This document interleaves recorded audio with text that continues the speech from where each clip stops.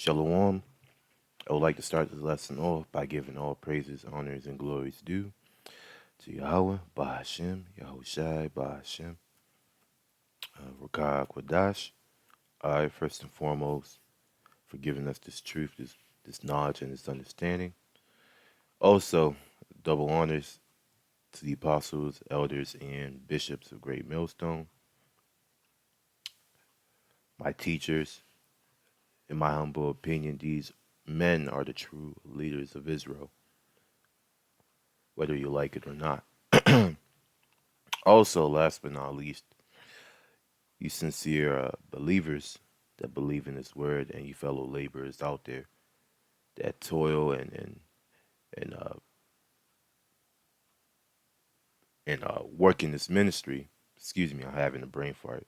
To you all, I say shalom, and may the blessing of election be upon you and your households, wherever you may be. This is going to be a breakdown of Second Esdras, the 11th chapter.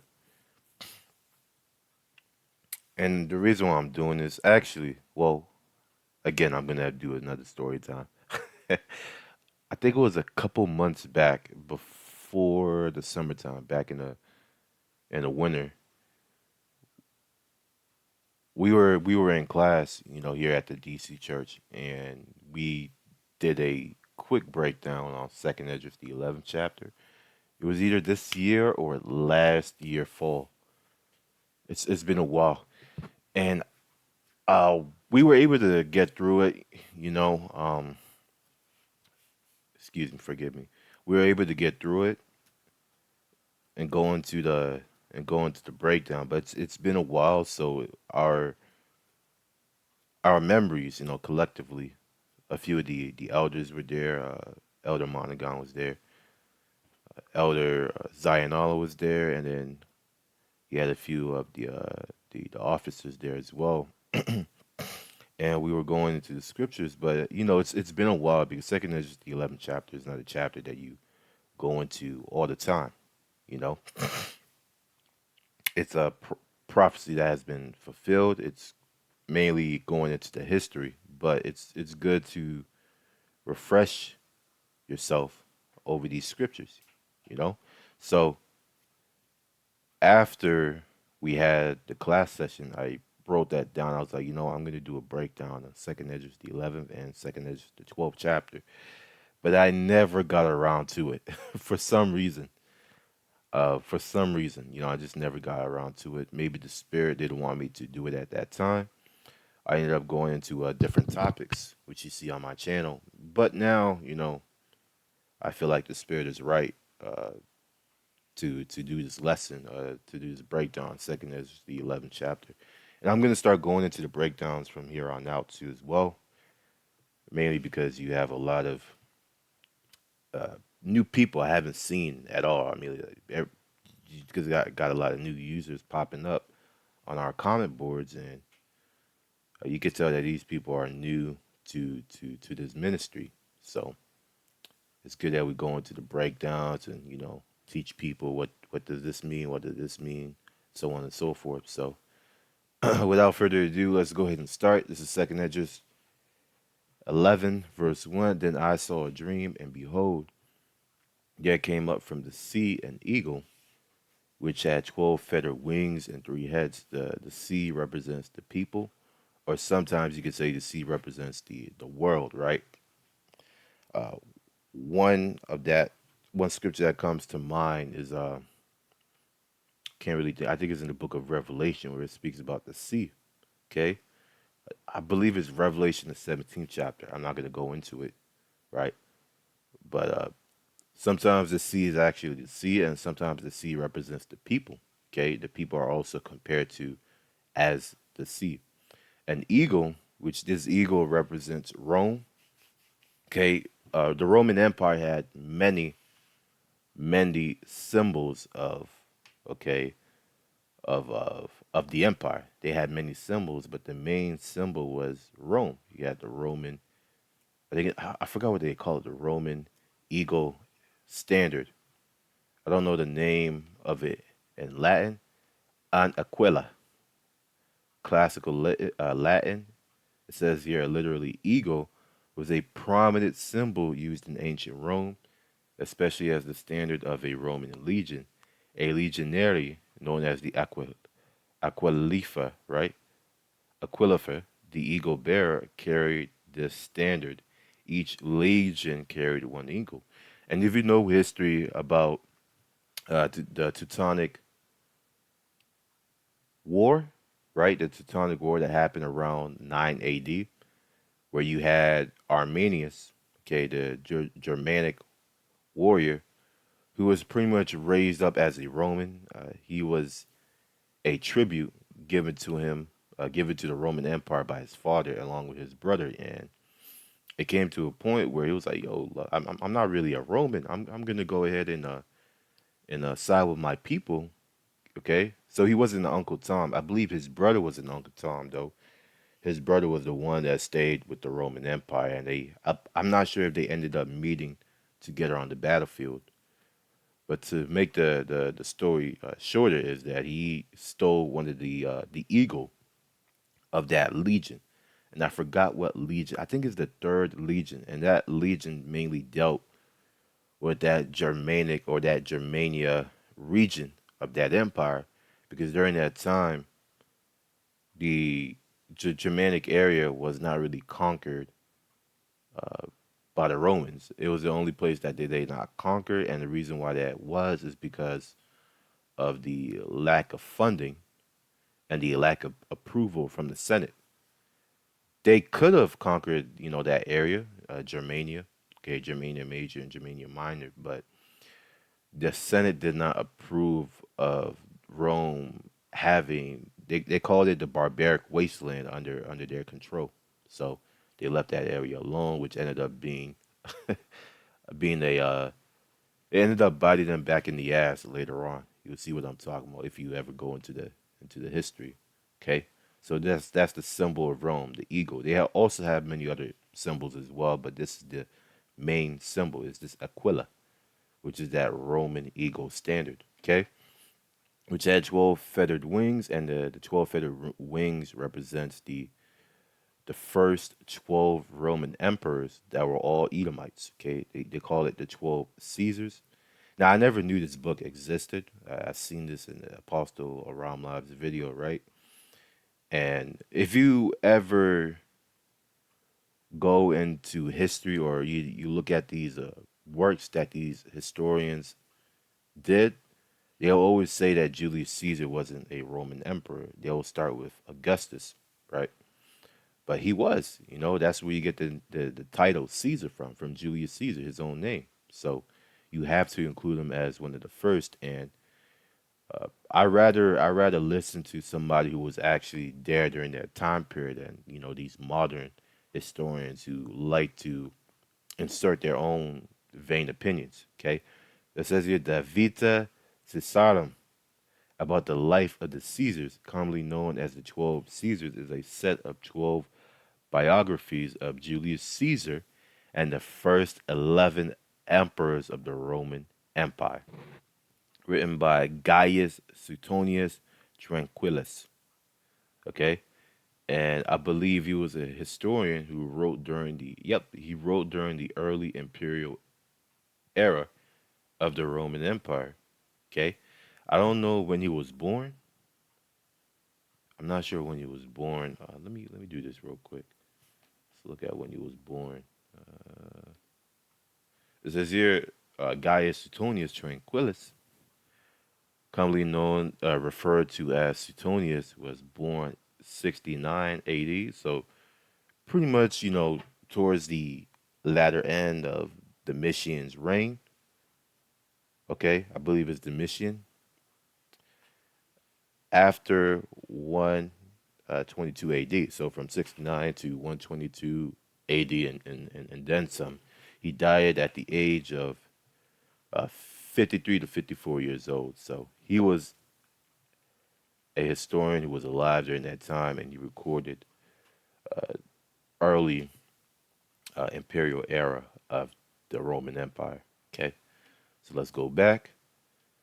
The first 12 is Julius Caesar, And then you have Augustus, Tiberius, Caligula, Claudius, Nero, Galba, Otto, Vitellius, Vespasian, Titus, and Domitian. Okay, and then after that, pretty much you had what is called the year of the good emperors.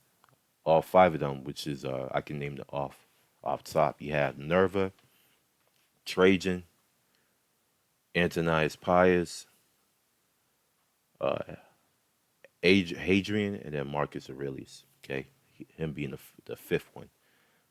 Okay, go ahead and show that to you. The five good emperors. Okay, I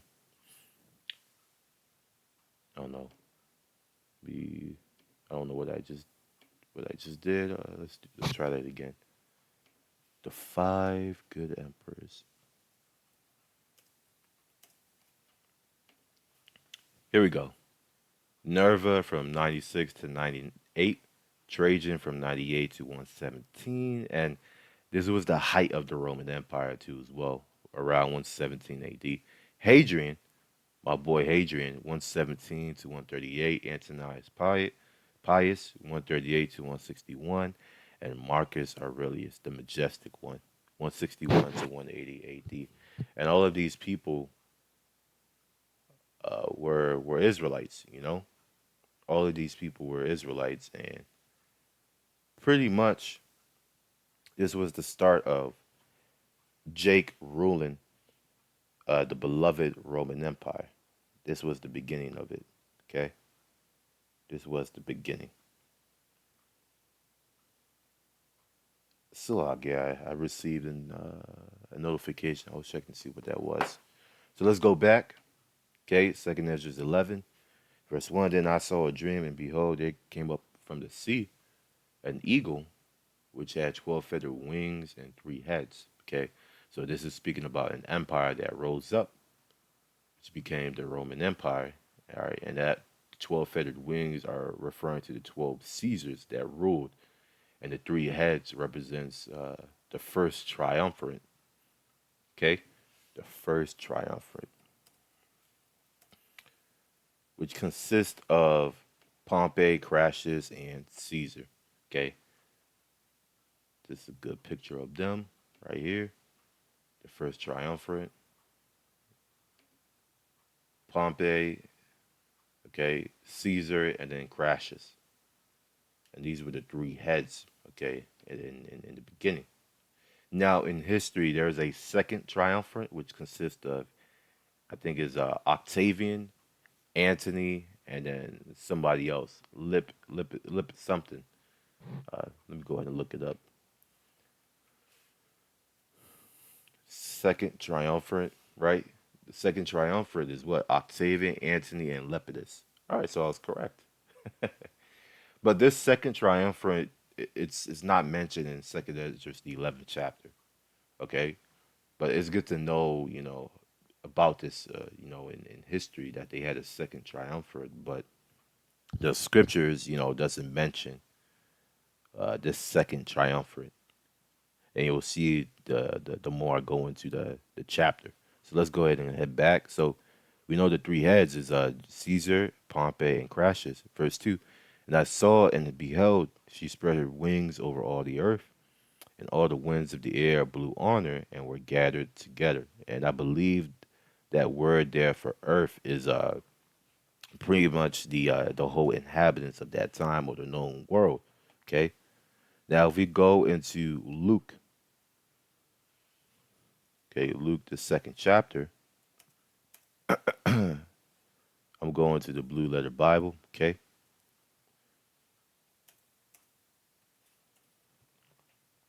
This is Luke 2. It says here, and it shall come to pass in those days that there went out a decree from Caesar Augustus. So this was the second Roman emperor, and it was during the time of Yahushua's birth, right? That all the world should be taxed. Now I'm gonna actually click on this word here for world, this etymology, and it says oikomene, okay, Greek. It says here the inhabited earth, the portion of the earth inhabited by the Greeks, in distinction from the lands of the barbarians. So That world there in second Esdras will be oikomeni. Okay, that's the world that's referring to oikomeni, which uh, I don't know the opposite for it in the Hebrew. I can't think of it right now. I know there's two Hebrew words for world, if I'm not mistaken, but I can't think of the second one. Forgive me.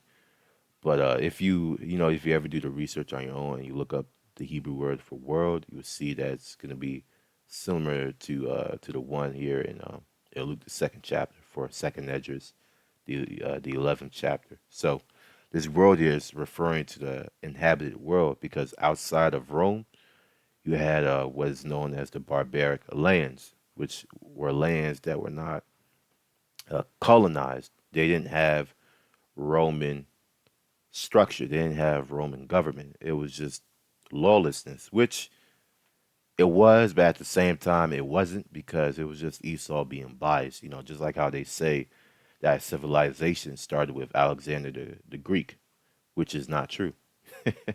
That's that Edomite supremacy spin on history. All right. So let's go ahead and head back to the 11 second is just 11. And I saw and beheld her, and behold, she spread her wings over all the earth. So this was over the known world, okay, of the inhabited earth, right? And all the winds of the air blew on her and were gathered together. So the winds of the air that blew on her is referring to the people. They gathered within this Roman Empire, okay? Because if you wanted to do business, if you wanted to, I guess you could say, have a successful enterprise, you had to be within the Roman Empire. And part of that is because during the Roman Empire, they had what they called port cities, okay?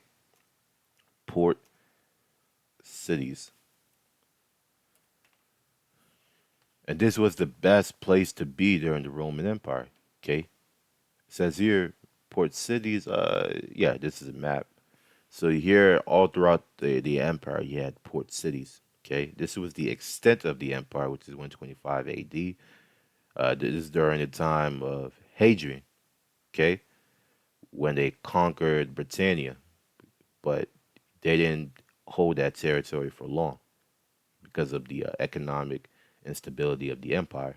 So you had port city here in Carthage, over here in Rome, over here in Hispania, over here in Ephesus.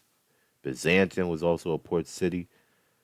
Caesarea Martina, all right, which is like I believe that's Judea right there, or Jerusalem, and then one in Alexandria, Egypt. So within this empire, everyone gathered together and established themselves within the borders of the Roman Empire, and they had businesses. Okay, you had people that set up in Alexandria, Ephesus, all these different places to what? To do business because that's the best place to be.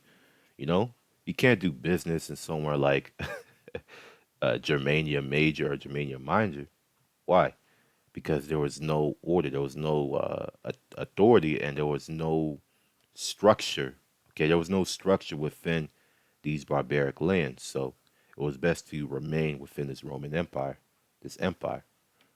Okay, so let's continue on. And I beheld, and out of her feathers there grew other contrary feathers, and they became little feathers and small. So the contrary feathers is referring to the insignificant Roman emperors, or I would say the ones that had the least impact or the least famous. Now, I'm going to show you a few of them, right?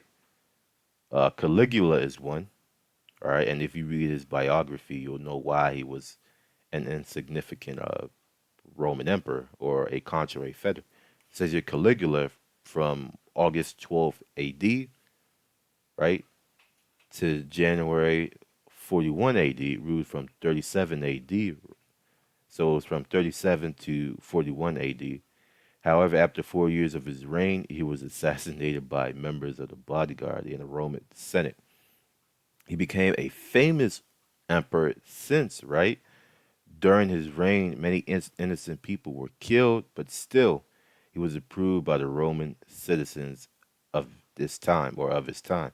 According to historical facts, Caligula suffered from cruelty and insanity. He was killing people for his amusement and committed incest with his sisters. Moreover, he was accused of turning the place or the palace into a brothel. So this Edomite was wilding out. Caligula. Okay. And then you had Tiberius. You had Claudius too.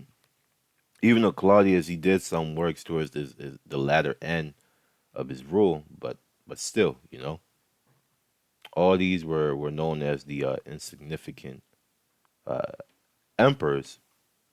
And then you get to Vespasian, which is when pretty much those three heads that was mentioned in, I think it was the first verse, the first or second verse comes back. Okay, verse 4. But her heads were at rest. The head in the midst was greater than the other, yet rested it with the residue. So the heads that were at rest is talking about the first triumvirate, like we mentioned before. Pompey, Crassus, and Caesar all passed away, but the greatest of them all was Caesar because he actually became Roman emperor. And I mean, his name is etched throughout history, throughout his military achievements. So he became greater than Pompey and Crassus, but still he died and he passed away. So he rested with the residue, you know? Verse 5. Moreover, I beheld, and lo, the eagle flew with her feathers and reigned upon earth and over them that dwell therein. So this is going into the expansion of the Roman Empire. Okay, Roman expansion. Let's go look at the timeline for it. Let me look at the map. Hopefully they don't bring up 100 AD. I'm looking for the time of probably Caesar or Augustus. Okay. Yep, they're gonna bring up 117 AD. Let's just try. Let's try 30 AD.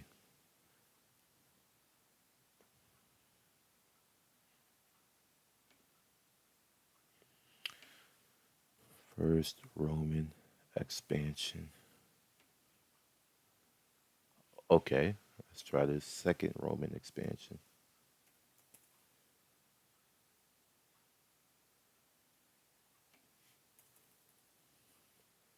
Fourth Roman expansion. Okay, here it is. Okay, here it is. Yep, yep, yep. The fourth Roman expansion. So this is the time of pretty much Caesar, and I believe, if I'm not mistaken, Caesar and also Augustus too, right? Augustus during this time he started to expand the Roman Empire. Okay, let me look at the map.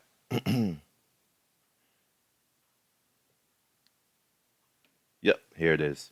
So Roman territory by 100 BC. You can see the dark red, and this was acquired by 58 BC, and then acquired by 44 BC.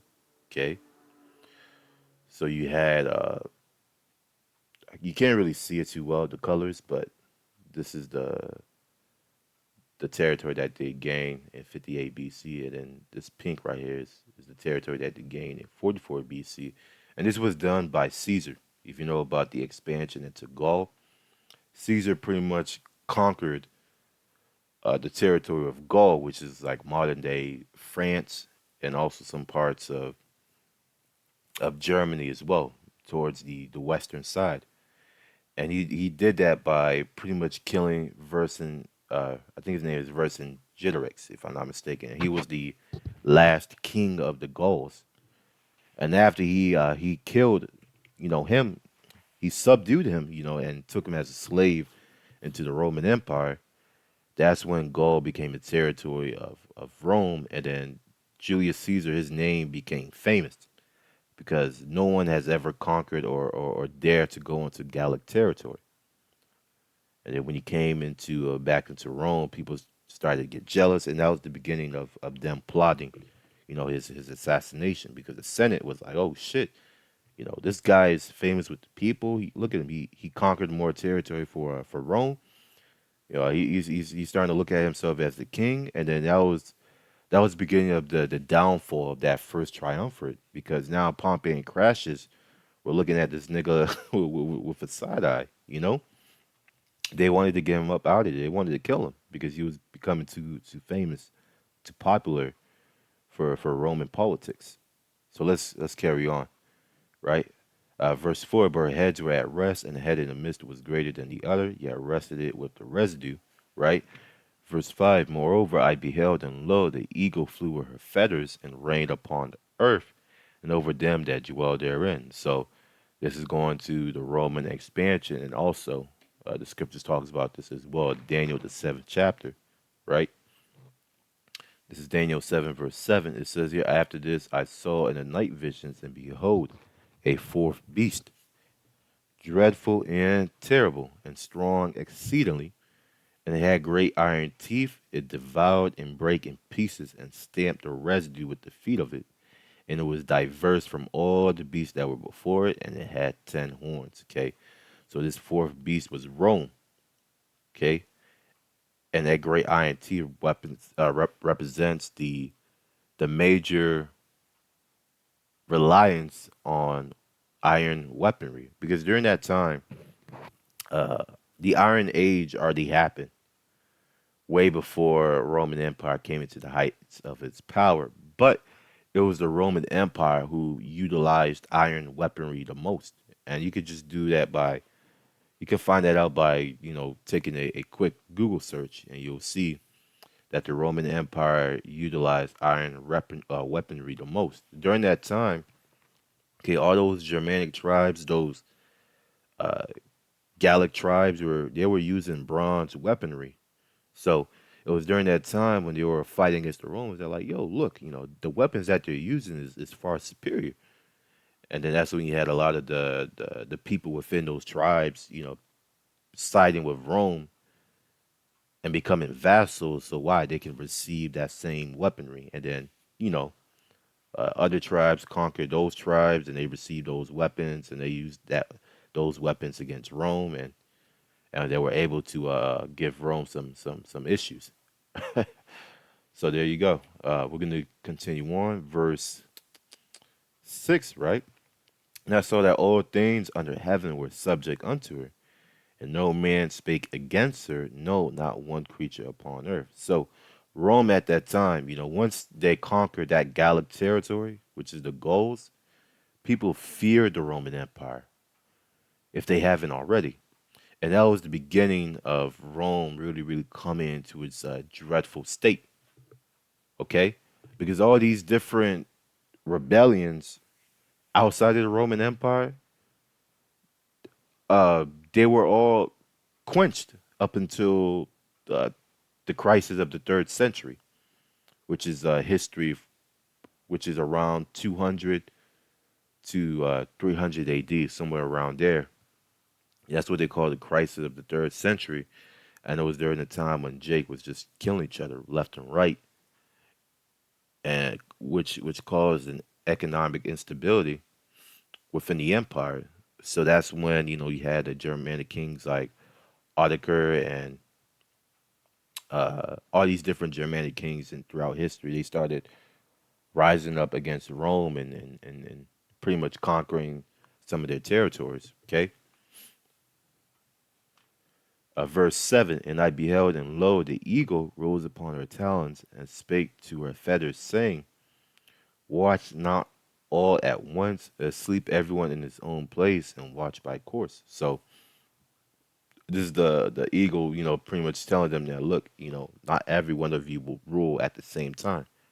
All right, you guys are gonna rule every man according to his own order. And that's why throughout history you never seen two Roman emperors except during the time of the split, which is like I think it's 325 or 300 AD, where the Roman Empire split and they had two Roman emperors, right? Which was the line of Constantine and then somebody else. But the Western Roman Empire fell around 476 or 500 AD and carried on towards the east. Okay, so during this time, there was no two Roman emperors ruling at the same time. There was only one. Okay, we can read about that in Daniel. I think it's 7 verse 18. Mm,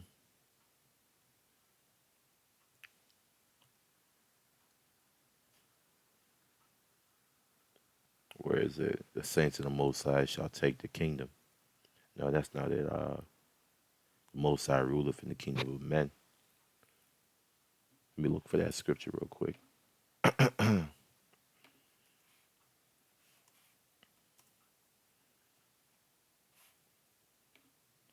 Yep, Daniel 4 verse 17. I always confuse Daniel 7, the 7th chapter, and Daniel the 4th chapter. It says here, this matters by the decree of the watchers, the angels, and of the men by the word of the holy ones. To what? To the intent that the living may know that the Most High ruleth in the kingdom of men, and giveth it to whomsoever he will, and set up over it the basis of men. So in this aspect, it goes into empires. You know, the Lord sets up the empire to rule, and the Lord takes down the empire uh, that he doesn't want to rule anymore. But in this aspect, we're referring to the Roman emperors. The Lord sets up every Roman emperor in his stead. And once he passes the time that the Lord wants him to rule, the Lord takes them down either by assassination or death or sickness or any other avenue that the Lord uses, you know. We are all pawns in the game of Yahweh Hashem Yahushai, and this is his movie. So let's continue to read on. Where were we? Verse 8. Watch not all at once, sleep everyone in his own place, and watch by course. Okay, so one came up, the other one came up, he ruled for a time, he fell, and then another one came up, he ruled for a time, and then he fell. Okay, verse 9, but let the heads be preserved for the last. So this is going into the heads, the first triumvirate, right? They ruled, but they also rested. You know, they died, right? Rested with the residue, but they were gonna come back. You know, in the aspect of the Flavian dynasty. Verse 10, and I beheld, and lo, the voice went not out of her heads, but from the midst of her body. Okay, and this is referring to the heads is referring to the rulers, right? The rulers at that time, they did not have the power to make themselves the Roman emperors. The midst of the body is referring to the Senate or the government. Okay, and I have a few information about the Roman Senate. I thought I did. Maybe I closed it out. So let me do this right here real quick. Did the Senate inaugurate the emperor? It says here the Senate therefore took its lead. This is from PBS.org. From the emperor, and in most important areas was only an advisory body. However, it still had the right to confer the title of emperor, and this power alone meant that the Senate and its members remained relevant and important even during the worst years of the first century. So the Senate, okay, that voice is the Senate. The Senate had the voice and the power to inaugurate the Roman emperors. Okay, that's why it was so important for the emperors to be in good terms with the Senate, because the Senate can pretty much overrule any political opposition that one had. There were two things that the emperor had to worry about: the people, because the people can also sway the public opinion, and also the Senate, because the Senate was filled of wealthy individuals who pretty much can turn a blind eye to any wickedness that you're doing within the Roman Empire. So you had to really worry about the Senate, and then you had to worry about the public opinion, you know, by hosting breads and circuses and giving out free food to the poor, and so on and so forth, you know, just to make sure that you have a positive public opinion. Also, I want to go ahead and get First Maccabees 8 verse 15, right?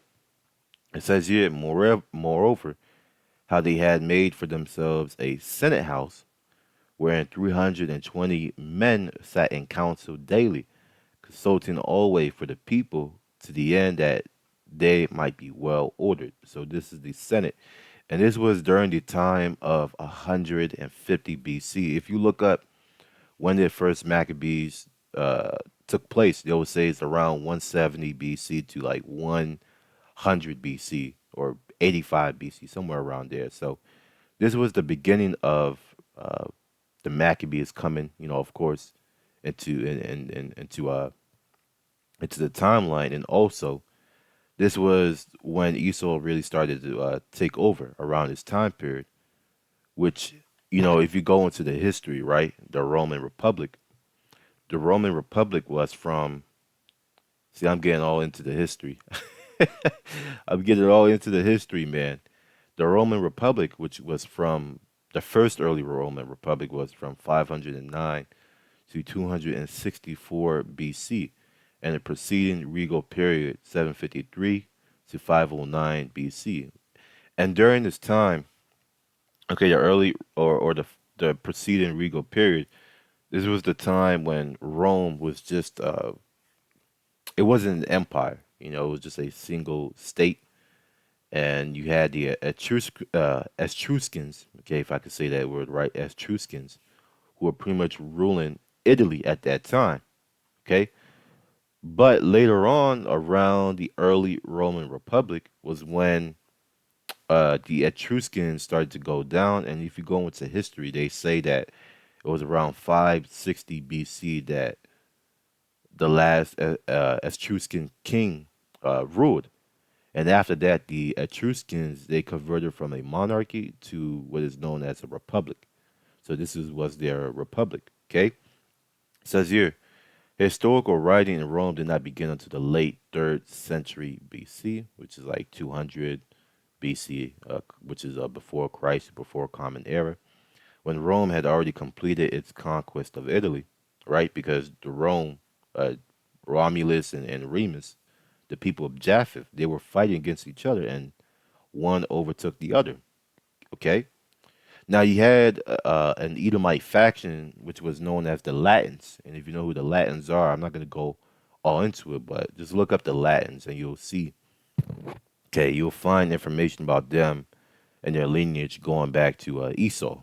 Okay, the Latins was one of the Roman states during that time, and they slowly came into power. I would say they took down the Etruscans, and then later on they took down Romulus and Remus people. The Romans. Okay, and they became pretty much the ruling class of the Roman Empire. It says here, when Rome had already completed its conquest of Italy, established itself as the major power of the ancient world, and become involved in a gigantic struggle with Carthage. This is with your boy, what's his name? Hannibal Barca, and his father and his brother for control of the Western Mediterranean. The earliest Roman histories were brief resumes of facts and stories, but gradually historians embellished the sparse factual material, such as the list of annual magistrates from the beginning of the Republic onward. So all this information will be in the link of the description box. I'm going to jump down. It says here, ancient Roman historians initially deferred over the precise date of Rome's foundation, right? Because most of the records were it was poorly documented. I can say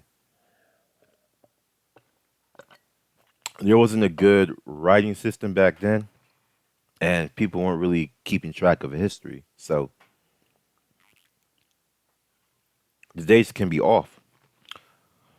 However, by the end of the Republic, however, it was generally accepted that Rome had been founded in 753 BC and that the Republic had begun in 509 BC. So Rome, this was during the Romulus and Remus, right?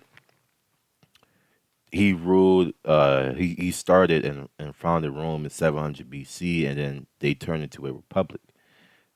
Starting with the overthrow of Lucius Tarquinius Superbus, which he was pretty much the last of Rome's seven kings. When Rome went from being an Etruscan monarchy to a Roman monarchy. Okay.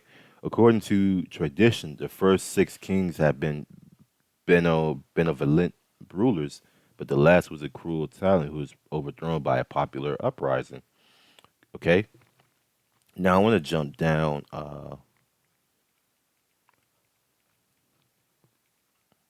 Okay, here it is. It says here. The prevalent modern view is that the monarchy at Rome was incidentally terminated through military defeat and foreign intervention. This theory sees Rome as a site highly prized by the Etruscans, the people of the central Italian region of Etruria. In the 6th century BC, Porsenna, the Etruscan king of Clusium, defeated the Romans and expelled Tarquinius Superbus. Yet before Porsenna could establish himself as a monarch, he was forced to withdraw, leaving Rome without a king. And rather than restoring their king, the Romans replaced the kingship with two annually elected magistrates called consuls, right? And then the consulship later evolved into what you have now as a senate. Okay? Okay, here it is. During the early Roman Republic, important new political offices and institutions were created, and old ones were adapted to cope with the changing needs of the state. According to the ancient historians, these changes and innovations resulted from a political struggle between two social orders, the patricians and the plebeians. Okay, there was that political struggle, and then later on they turned it to say, we have the two consulships. We're going to make into a senate that began during the first years of the republic and lasted for more than 200 years. The discrepancies, inconsistencies, and logical fallacies in the account of Livy, one of Rome's greatest historians, make it evident that this thesis of a struggle of the orders is a gross oversimplification of a highly complex series of events that had no single cause. Okay.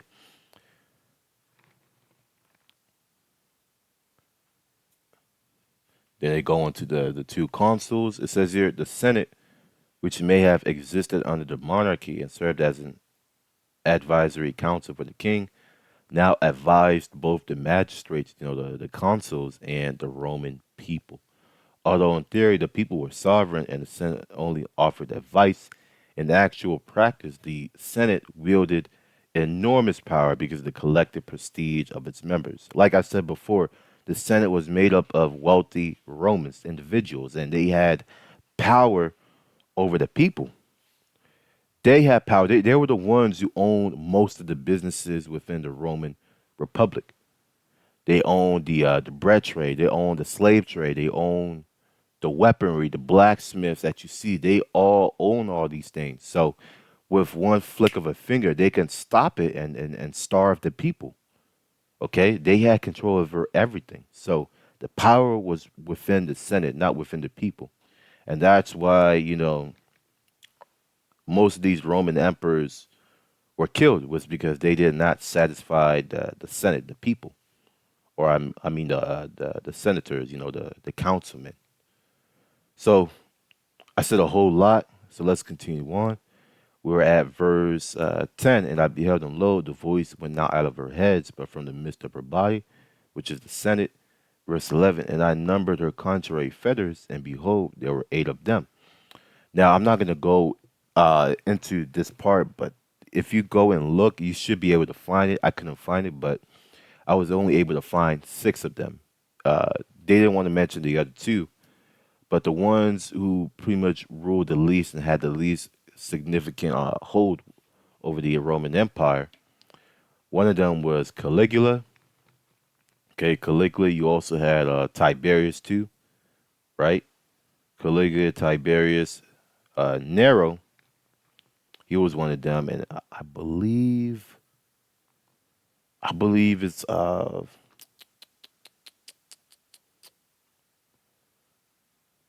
it doesn't really say too much about how significant these Roman emperors were, but just reading their biographies, you will know who the contrary feathers were by how liked and how famous they were within the Roman Empire. So, verse 12, and I looked, and behold, on the right side there arose one feather and reigned over all the earth. So, This was the beginning of Caesar's rule. Okay, that one fetter. Verse 13. And so it was that when it rained, the end of it came, and the place thereof appeared no more. So the next following stood up and reigned and had a great time. Now I'm going to bring out this right here. This is the Julio-Claudian dynasty. Now it doesn't have Caesar, okay, included because most historians they are against the fact that Caesar was a Roman emperor for some reason. I don't know why, even though ancient historians would tell you that Caesar was the first emperor. Okay, the first one was Caesar, which you have what is called the Julio-Claudian dynasty. He was the founder of it, and then the second one is Augustus. Okay, and he's the one that ruled for a great time. He ruled for about 41 years, if I'm not mistaken. So he ruled for a long time. Okay. uh, Verse 13, and so it was that when it rained, the end of it came, and the place thereof appeared no more. So the next following stood up and reigned and had a great time. So the first one was Caesar. He's the one that stood up. Okay, in verse 12, and then in verse 13, it was Augustus. Okay, and he reigned from 27 BC to 14 AD. Now I'm also gonna look up. Let me see. Julius reign. Okay, Julius Caesar reigned. See how many years did Julius reign? Okay, so Caesar he ruled for about 4 years. He ruled for about 4 years. That's what they're saying. I think that's the reason why they say that he was not a Roman emperor because of how long he ruled and how controversial his rule was. Because at this time, the Roman Republic, they were not looking forward to having emperors. They just wanted to have a consulship and a senate. But Caesar was the one that went against tradition. Okay, so let me see if I can find it here.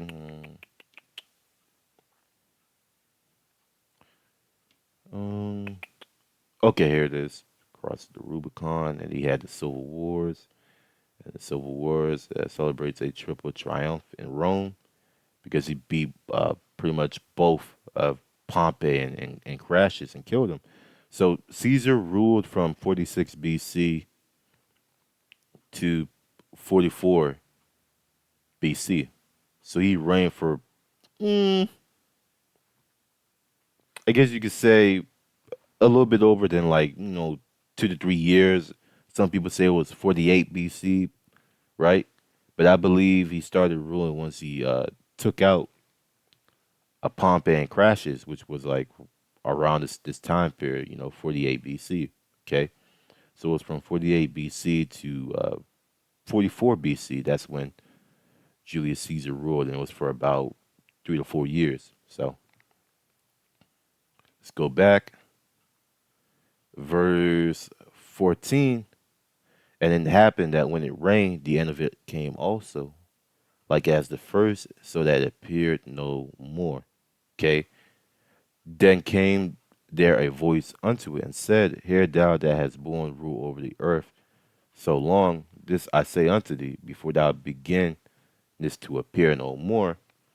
Verse 17, There shall none after thee attain unto thy time, neither unto the half thereof. So the third Roman emperor, um, I believe was Tiberius, and he almost, excuse me, forgive me, he almost ruled about a little bit more than half of what Augustus ruled.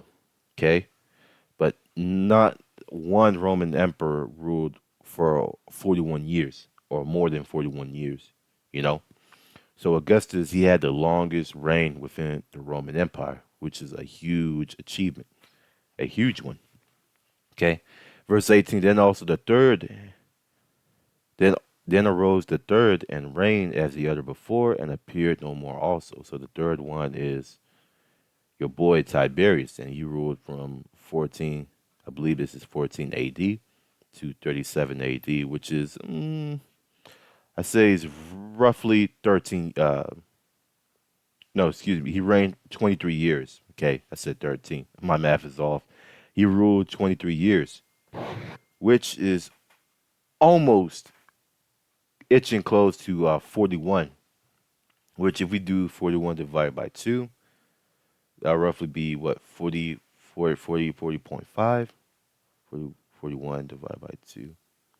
Yep, 20.5. So, uh, Tiberius, he ruled for a little bit longer than that 20 year, which is that half mark of Augustus's rule, which was what, 41 years.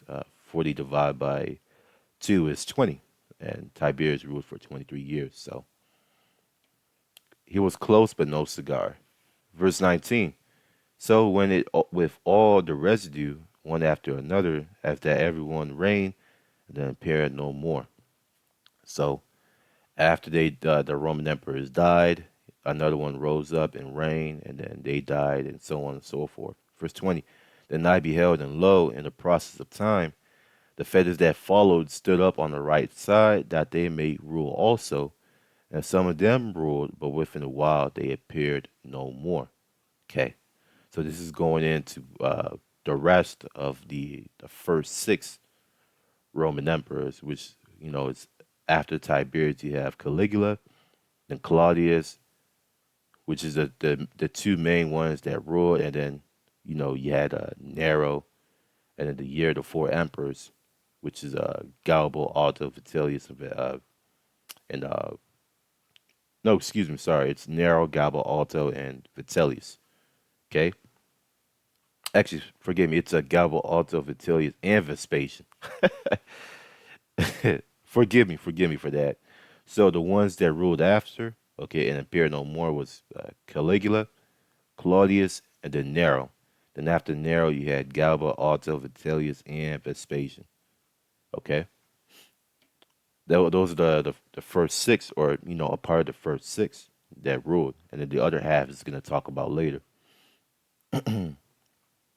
Verse 21: For some of them were set up, but ruled not, and that's going into if I'm not mistaken, that's going into the uprisings within the Roman Empire.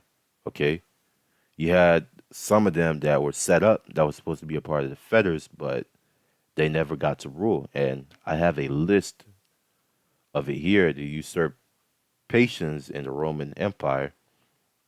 Okay, you had a lot of almost to be or almost or would be Roman emperors throughout history. Okay, the first one is during the reign of Octavian. Okay, Octavian Augustus, which is the second, the one that ruled the most, right?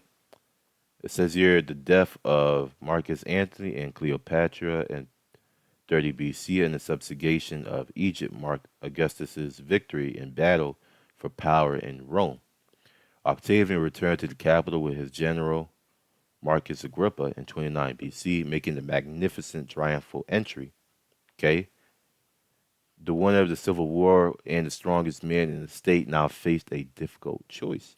He had to choose either a republic and hand over his de facto power to an inept Senate or seize power for himself. All right. And this is what the Senate was afraid of. They did not want, okay, they did not want Roman emperors. This is what they were afraid of. That voice that missed the body. Okay. However, would be met, which, however, would be met with clear opposition from the people. To this end, maintaining all the appearances of the republic, he began to transform the state and introduce reforms that gradually and quietly handed over to it more and more powers. So he used the sword, which is the pen, the penmanship, to transfer the power from the Senate to the emperor, the king. It says the conspiracy of Marcus Aemilius Lepidus the younger. It says here Lepidus was the son of a triumpher and the commander of Julius Caesar. Marcus Aemilius Lepidus. Lepidus the younger was a Roman senator who, in 30 BC, that is, actor Octavian, defeated his rivals to power, was accused of conspiring against him.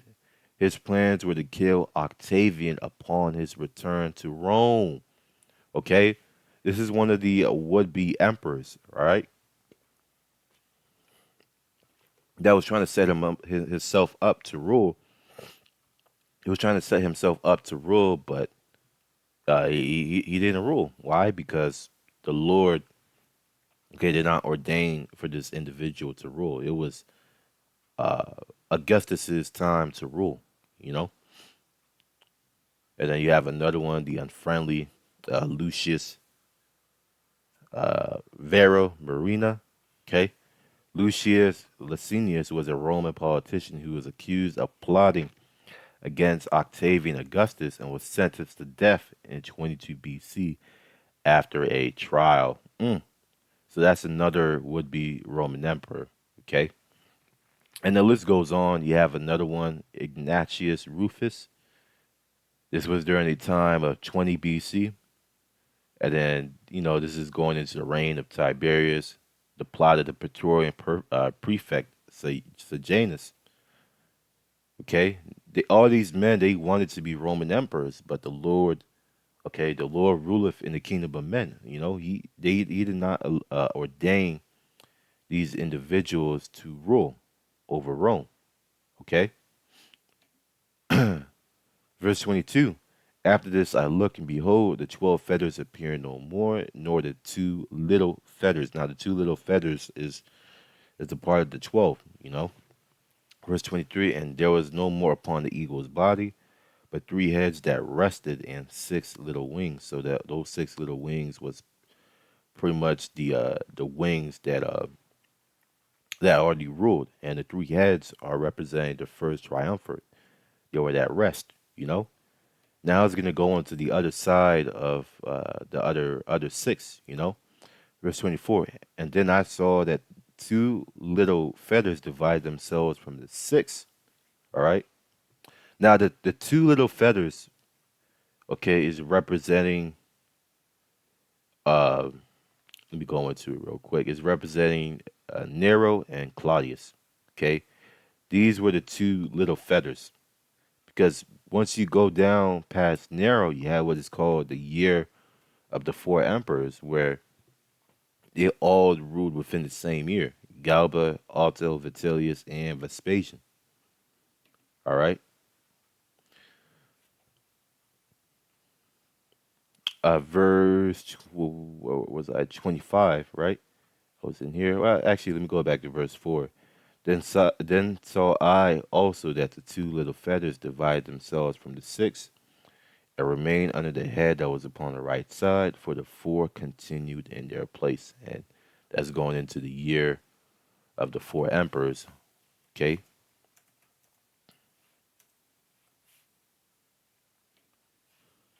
You have what's called the year of the 4 emperors, was pretty much the first civil war of the Roman Empire, during which 4 emperors ruled in succession: Galba, Otto, Vitellius, and Vespasian.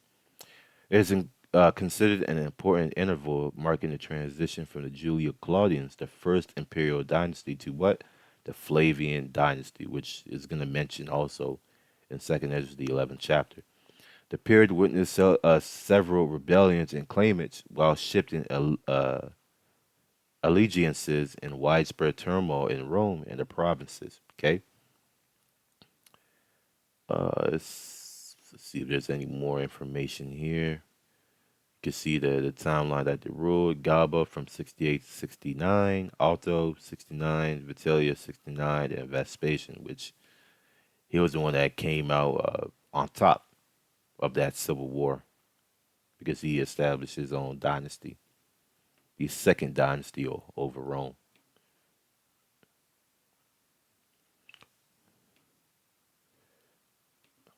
So this is Nero's uh, timeline from 54 to 68. These are the 2 little feathers that separated themselves from the 4, which it was 6 at first, but they separated. That's referring to Nero and Claudius. Okay. Excuse me. Excuse me. Woo. Verse 25, and I beheld, and lo, the feathers that were under the wing thought to set themselves up and to have the rule, right? Verse 25, and I beheld, and lo, there was one set up, but shortly appeared no more. So this is going into the year of the four emperors. One set up, but it ruled no more, which is that would be Galba. Okay, this is who you see right here. This was the one that had set himself up to rule, but appeared no more from 68 to 69 A.D. Okay. Verse 27, the second was sooner away than the first, which is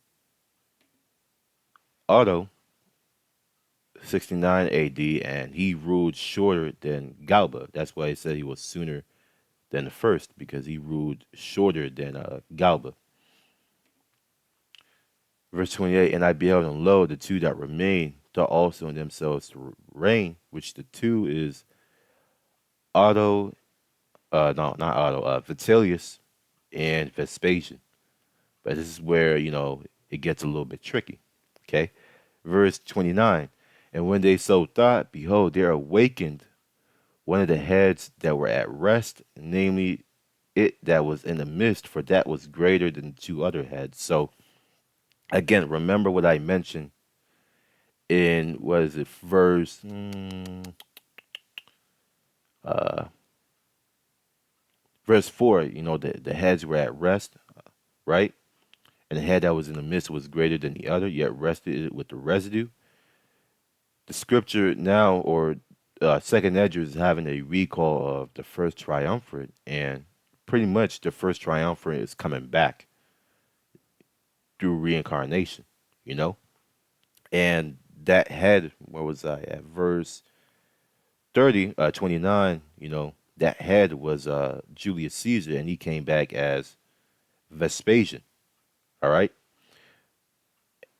Verse 29, and when they so thought, behold, there awakened one of the heads that were at rest, and namely it that was in the midst, for that was greater than the two other heads, which was Pompey and Crassus. He was greater than those two. Verse 30, and then I saw that the two other heads, back then, the first triumvirate, were what joined with it. So during this time, Vespasian, he established what is known as the Flavian dynasty, and he had two sons, Titus and Domitian, Pompey and Crassus. Okay, those were the two heads that were joined with it, which I'm going to show you now, which is the Flavian dynasty. You have Vespasian, which is from 69 to 79 AD, and then Titus from 79 to 81, and then Domitian from 81 to 96 AD. There you go. Verse 31, and beheld, the head was turned with them that were with it, and did eat up the two feathers under the wing that would have reigned. And this is referring to Vespasian, okay? Pretty much Vespasian came out on top over all the other feathers that were under his wing. And that doesn't mean that he pretty much swallowed up, these other Roman emperors. It just means that he established his dynasty. Throughout that whole civil war that took place, Vespasian established his own dynasty, and he became the second dynasty over Rome. Verse 32, but this head put the whole earth in fear, and bear rule in it over all those that dwell upon the earth with much oppression. And it had the governance of the world more than all the wings that had been. Okay. Now, the time when Vespasian ruled, okay, siege of Jerusalem. This was the time when Rome started becoming that tyrannical state, which they say that the siege of Jerusalem began in 70 A.D., which was during the time of Vespasian ruling. But really, okay, if you think about it, it started way back in 66 AD, okay, during the time of Nero, and then it came into its highest power during the time of Vespasian, because he, if I'm not mistaken, I believe Vespasian was a military commander. Let me look for Vespasian.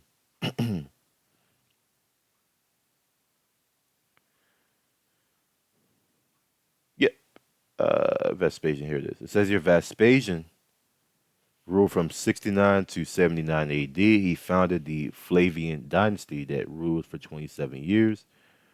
During the conquer of Jerusalem and the Jewish rebellion where Vespasian took place, Emperor Nero committed suicide. All right.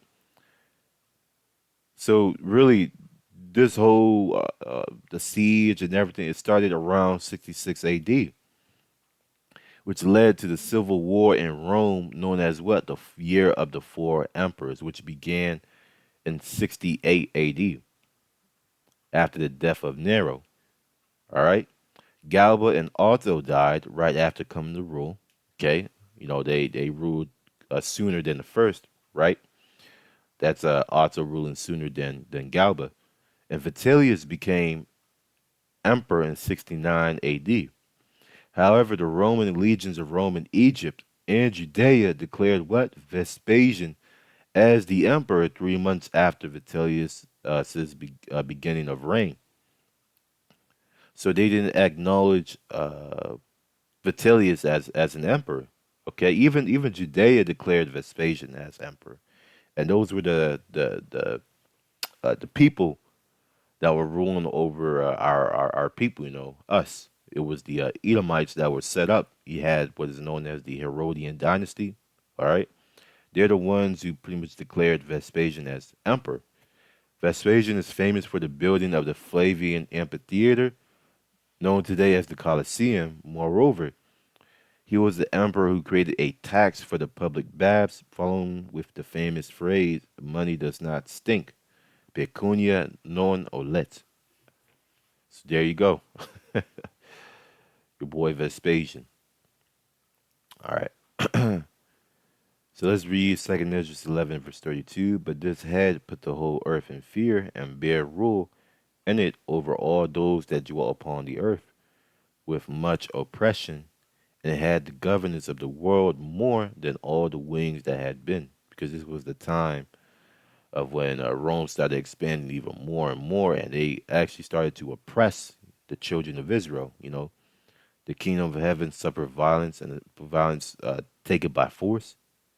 That's in the book of Matthew. In fact, let me go ahead and get that. The days of John the Baptist up until now, kingdom of heaven suffereth violence. This is Matthew 11, verse 32. And it says here and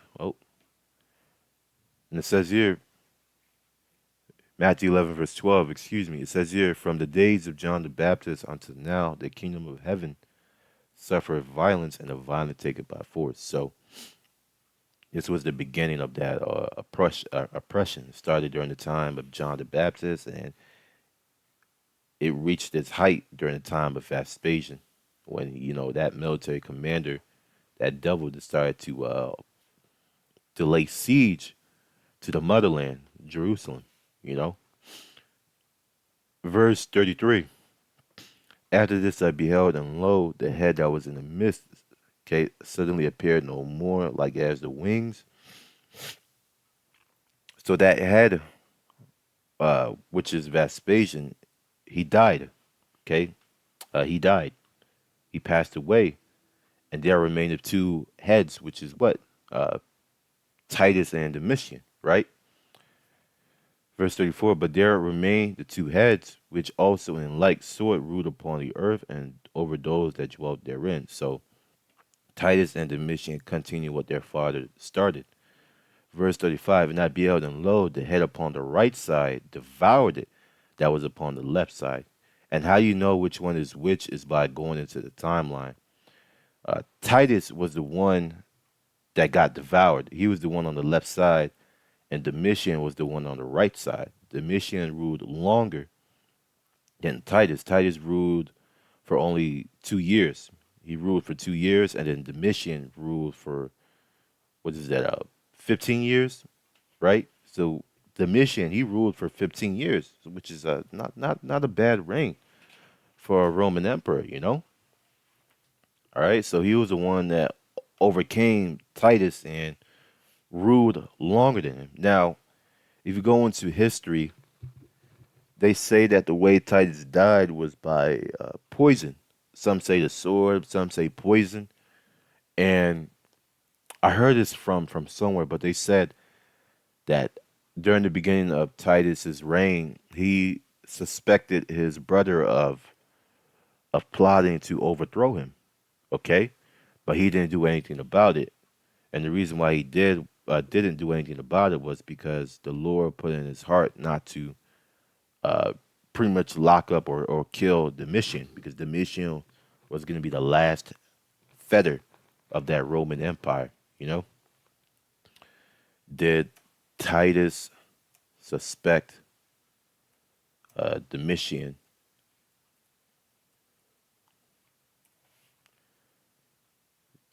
Oh yeah, the Domitian poisoned Emperor Titus. Okay.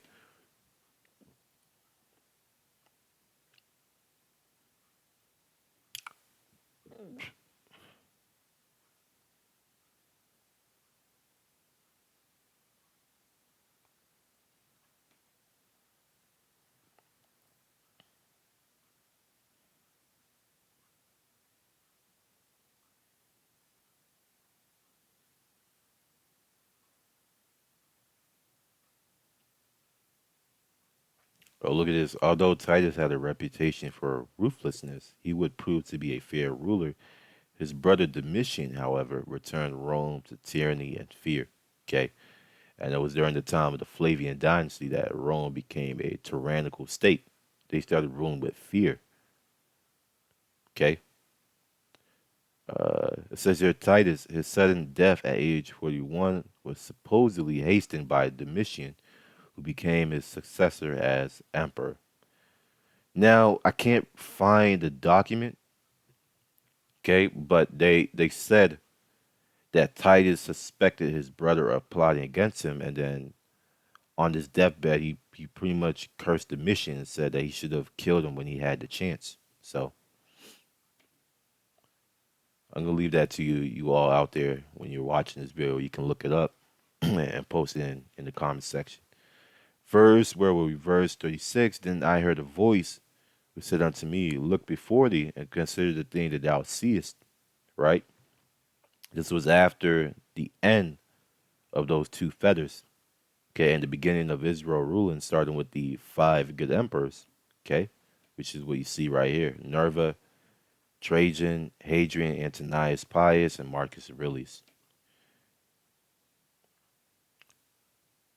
Verse 37, I beheld, and lo, as it were a roaring lion chased out of the wood, and I saw that he sent out a man's voice unto the eagle, and said, verse 38, Hear thou, I will talk with thee, and the highest shall say unto thee, Art not thou it, uh, it that remainest of the four beasts, whom I made to reign in my world, and at the end of their times might come through them? Right? Now, this roaring lion is Yahushai, okay? And Yahushua was, after Yahushua was crucified, that was the beginning of Rome. Okay, that was when Rome, it hastened Rome's downfall when Yahushua was crucified, and ultimately when Yahushua was crucified, that was the beginning of the end. Okay, when he was put on the cross. Verse 40, and the fourth came, right, and overcame all the beasts that were past, and had power over the world with great fearfulness, and over the whole compass of the earth with much wicked oppression. Again, in Matthew 11, the kingdom of heaven suffereth violence, and a violent take it by force, and so long time dwell he upon the earth with deceit. Okay, so that fourth is going into Daniel, the seventh chapter, that fourth beast, which is the Roman Empire. Okay, I have a scripture here. Let me get Daniel 2. I think it's in Daniel 2. Let me look for it. Um, Second chapter. This is Daniel 2, verse 40. And the fourth kingdom shall be strong as iron, for as much as iron breaketh in pieces and subdueth all things, and as iron that breaketh all these shall it break in pieces and bruise. Okay? So that was that brutal oppression. It was the Roman Empire. People feared the Roman Empire, especially during the time of the Flavian dynasty and the beginning of the Julio-Claudian dynasty. Now, what I mean by the beginning, I'm talking about during the time of Caesar, Augustus, and Tiberius. After that, Rome just went downhill. With Nero and this clown Claudius and all those weak ass emperors. But during the beginning of that dynasty, they had a lot of power and people feared them. Okay, Caesar being a military genius, a military strategist, and then Augustus, bringing in the economic reforms and the administrative reforms that the Roman Empire needed. Okay, and then you had Tiberius, which he did pretty good as well. I forgot exactly what he did for the Roman Empire, and then going, fast forwarding to the Flavian dynasty after the year of the four emperors, when those Edomites were just just killing each other. You had Vespasian, which came and started ruling like a tyrant and really putting his grip over the people. Okay, uh, afflicting the meek and the humble, which is the nation of Israel. Okay, and Titus and Domitian continued what he started. So let's go back to Second Esdras, verse 41. For the earth has thou not judged with truth. Verse 42. For thou hast afflicted the meek, and thou hast hurt the peaceable. Thou hast loved liars and destroyed the dwellings of them that brought forth fruit, and hast cast down the walls of such as did thee no harm. Okay, and those walls that were cast down was 70 A.D. the siege of Jerusalem. They laid siege to Jerusalem and destroyed the temple, pretty much. Okay, they afflicted us. This is Psalms. Let me go ahead and get that. This is Psalms 140. Verse 1, deliver me, O Yahweh Bashem Yahushai, from the evil man. Preserve me from the violent man. Who's that violent man? Verse 2, which imagine mischiefs in their heart, in their mind. The scripture says that though his words are, let me get that. I can't think of it right now. Though his words are as butter, war was in his heart.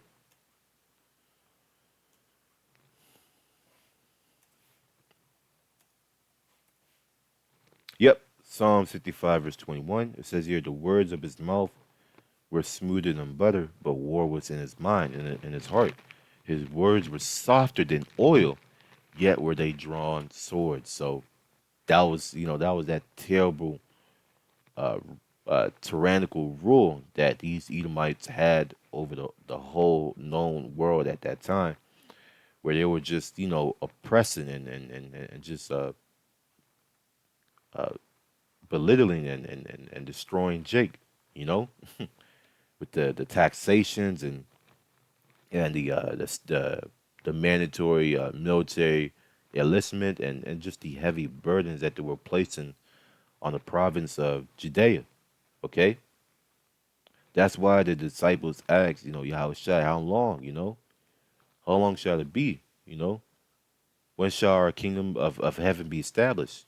They were asking if he was going to bring an end to the Roman Empire because they were facing heavy oppression during that time. Verse 43, therefore is thy wrongful doing come up to the highest, and thy pride unto the mighty. Mm. And even till now, that wrongful dealing is still it continued. Okay, and I believe if that's in Revelation, the 12th chapter, which I'm going to go ahead and get, starting at the first verse. Okay, it says here, Revelation 12, verse 1, and there appeared a great wonder in heaven, a woman cloth with the sun and moon under her feet, wisdom and understanding. That's what the sun and moon represents. That woman is Israel, and upon her head a crown of 12 stars, representing the 12 tribes of Israel. And she, being with a child, cried, travailing in birth, and pain to be delivered. Yahushua was from the nation of Israel. He's that child that was travailing in birth, and he came from the tribe of Judah, the head tribe of those 12 stars. Verse 3, and there appeared another wonder in heaven, and behold, a great red dragon, okay, having 7 heads and 10 horns, and 7 crowns upon his head. Okay, and his tail drew the third part of the stars of heaven, which was what? Judah, Benjamin, and Levi. And they cast him to the earth, and the dragon stood before the woman, which was ready to be delivered, for to devour her child as soon as it was born. And that was during the time of Herod, the first one. Okay, Herod was seeking to kill Yahushua. Okay, now I'm not gonna read the whole thing. This is a very good chapter. Probably one of my favorite chapters in Revelation. But it goes into Yahushua being born, and then us fleeing into the wilderness, which is like the interiors of Africa, northern and western Africa. Morocco, Algeria, and then Nigeria, Ghana, Cameroon, Togo, Mali, all these different countries. That's where our people fled. All right. So let's go back. Verse 44, the highest also has looked upon the proud times, and behold, they are ended, and his abominations are fulfilled. Okay? Mm. You know, I think that's in Second Esdras 4, okay? Where it says, the Lord, he measured the times until the said measures were fulfilled. Let me go ahead and get that. Second Esdras, the 4th chapter.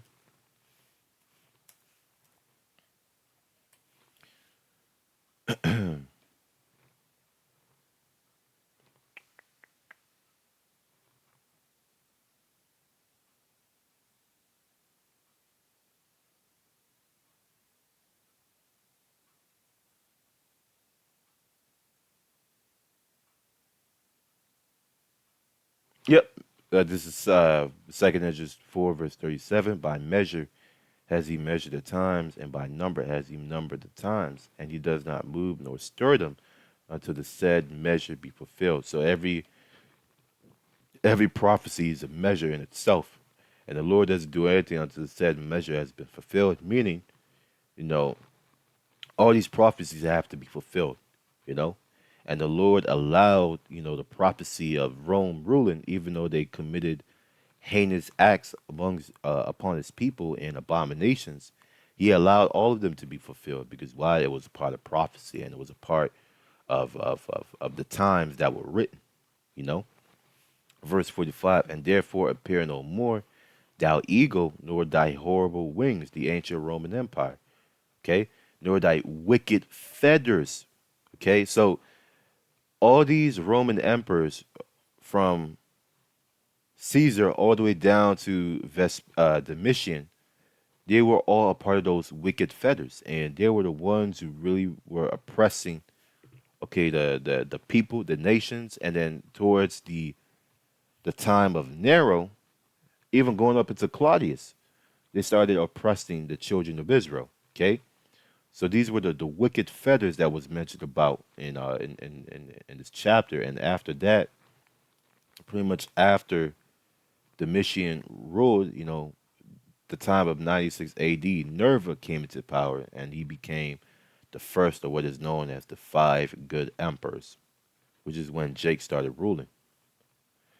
Verse 45, and therefore appear no more thou eagle, nor thy horrible wings, nor thy wicked feathers, nor thy malicious heads, nor thy hurtful claws, nor all thy vain body. Verse 46, that all the earth may be refreshed and may return, being delivered from thy violence, and that she may hope for the judgment and mercy of him that made her. Which, you could say it applies to America, but this is going into the end of the 12 feathers ruling, okay? Because its deadly wound was that beast was wounded to death, Let me go ahead and get I think that's in Revelation uh 13, if I'm not mistaken, right? Let's go to Revelation 13, and I'm gonna go to verse 1. And I stood upon the sand of the sea and saw a beast rise up out of the sea, having 7 heads and 10 horns, and upon his horns 10 crowns, and upon his heads the name of blasphemy, right? Okay, and this is going into the new revised Roman Empire, but I brought it out to make a point, and I'm gonna jump down to verse 2. And the beast which I saw was like unto a leopard, which the leopard represents what the Greeks. Okay, Alexander the Greek. He wore a leopard hat, and his feet were as the feet of the bear. Okay, so the feet of the bear represents what? The Russians. Because that's going to be end. It's going to be the end of Esau's rulership when the Russians shoot missiles at the American Edomites and takes out, this whore called Babylon the Great. Okay, and his mouth as the mouth of a lion, which the mouth of lion represents Great Britain. Okay, because if you know at the height of Great Britain's power, that was when that really accelerated Esau's rise to power. And the dragon gave him his power and his seat and his great authority. That dragon represents really the dragon is the Roman Empire, but in this form it will be uh, the military might of this beast, which is America. That military might. Okay, verse 3, and I saw one of his heads as it were wounded to death. Okay, so this was the death of that Roman Empire that was spoken about in second edge of the 11th chapter, where it says that they appeared no more. That wicked feathers and malicious heads. This was the end of Esau's rulership, but they came back into power. His deadly wound was healed, and that was during the time of the Renaissance. So I know I said a whole lot, but I didn't want to make this lesson too long. I said I was going to speed through this and just go over Second Esdras, the 11th chapter. Let's see if I have any more scriptures that I want to bring out. No, I think that's about it. I brought everything that I wanted to. Um, in the meantime, let me do this real quick. I'm gonna end it off with one last scripture. This is um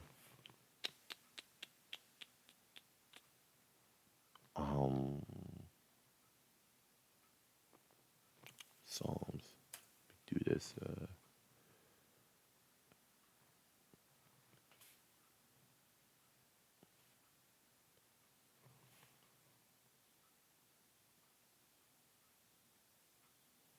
No, in fact, let me go to Job. Job, light. Yep, this is Job 18, the 18th chapter. I was thinking about the one in Psalms, but the Spirit had me go to the one in Job, and I'm gonna end it off on this note. It's Job chapter 18.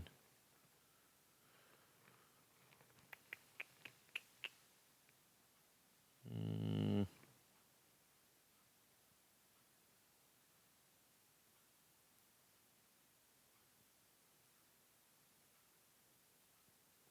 you know what? Let me try something. Let me do this real quick. Forgive me, forgive me.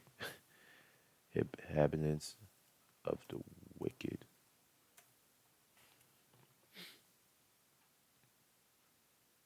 Oh, okay. Beautiful, beautiful, beautiful, beautiful, beautiful, beautiful. Proverbs 10 verse 30. Okay. This is Proverbs 10 verse 30. It says here, oh my goodness. Let me start up at verse 27. This was the scripture I was initially thinking of. It was in Proverbs, not Psalms. Hey, Kolo, Yahweh Shem Shai. It's been a while since I brought this scripture up, so it was kind of foggy in my memory, in my mind. Let me start at verse 27. The fear of the Lord, Yahweh Shem Shai, prolongeth days. Right? Our days will be prolonged pursuant to Sirach 37. Okay?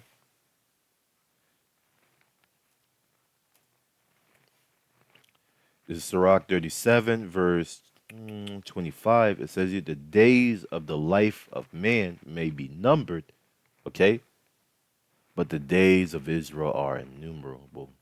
So because we fear Yahweh Hashem Yahushai, and we are his people, and we're not going to be committing any sins during that time when the kingdom of heaven is established, right?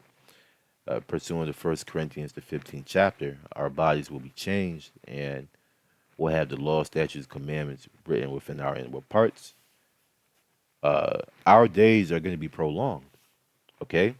But the years of the wicked shall be shortened. Woo!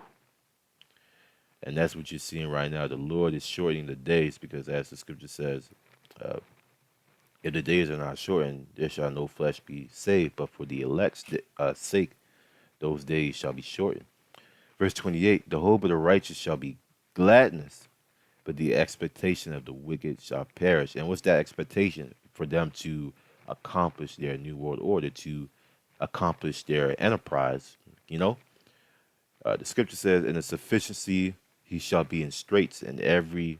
In fact, let me go ahead and get that.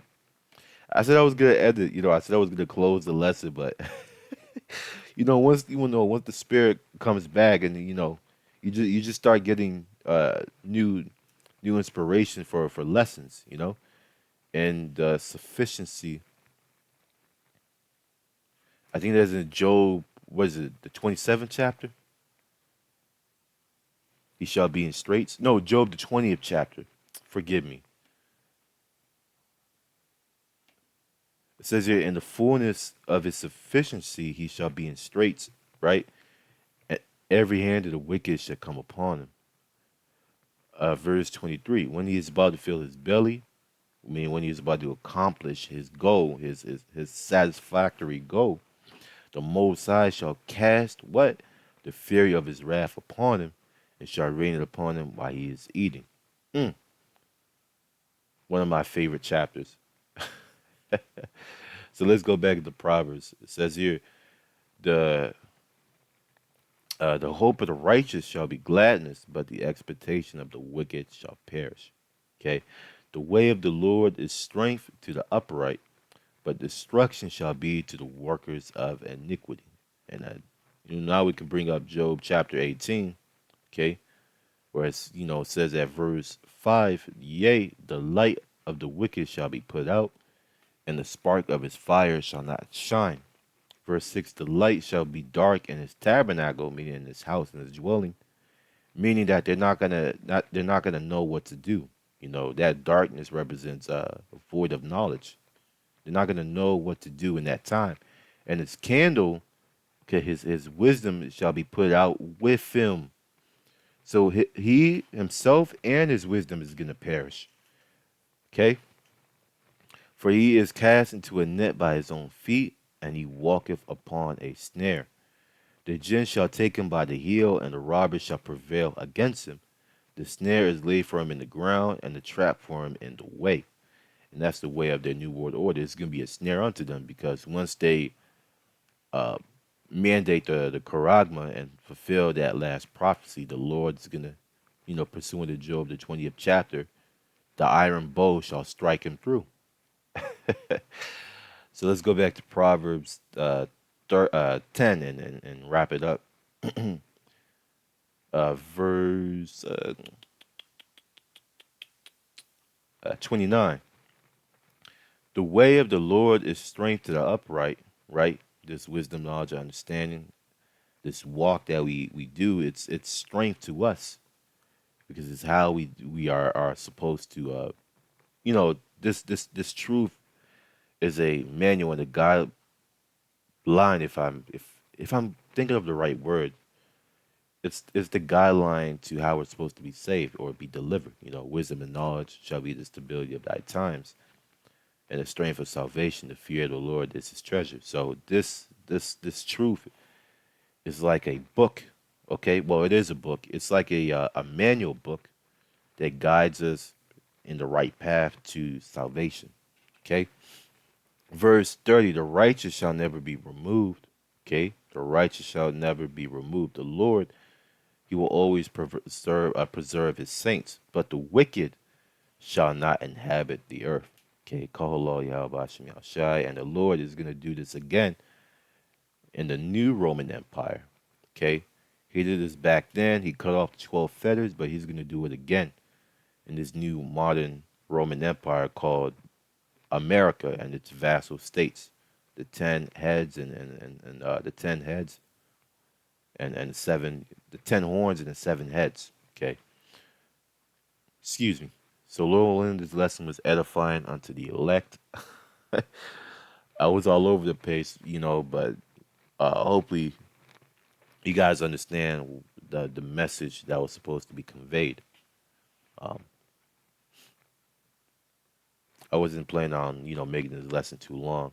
So Lord willing, by tomorrow I want to go into.